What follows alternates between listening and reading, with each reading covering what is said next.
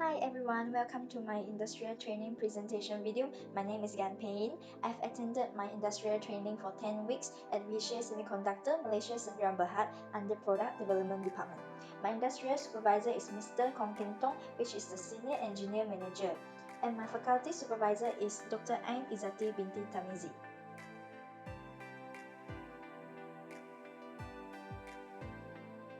Vishay Semiconductor Malaysia Sdn Bhd is one of the world's largest manufacturers of discrete semiconductor and passive components. Vishay Semiconductor Malaysia Sdn Bhd was established in Krubong, Melaka on 28th of November 2002. The products produced by Vishay Semiconductor Malaysia are optocoupler and steady-state relay, IR data communication, and other sensor products.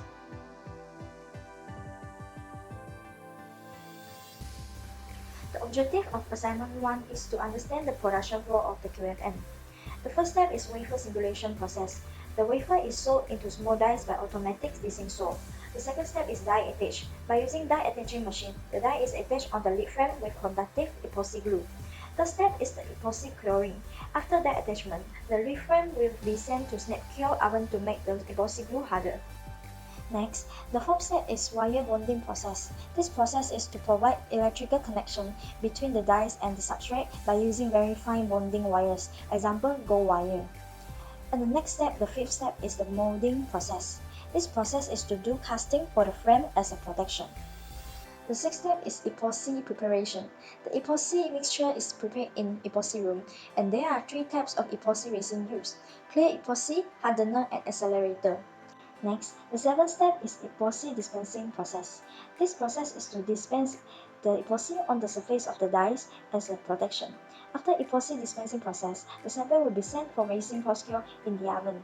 And after the resin post-cure, the reframe will be singulated according to the pattern by using jigsaw machine.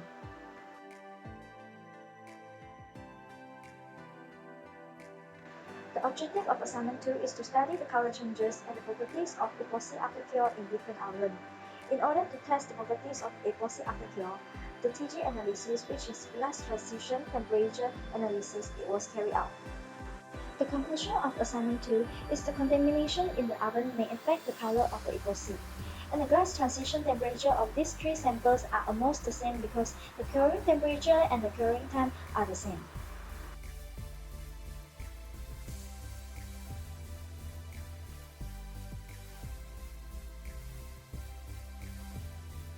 The objectives of Assignment 3 is to investigate the effect of encapsulation process with preheated metal mold and non-preheated metal mold, and also to determine the cracks of the samples that are encapsulated with preheated metal mold and non-preheated metal mold respectively. The conclusion of Assignment 3 is during the procedure to mix the epoxy are very important because it can lead to component failure. And also the preheating process is to reduce the viscosity of epoxy during dispensing, because viscosity is inversely proportional to the temperature.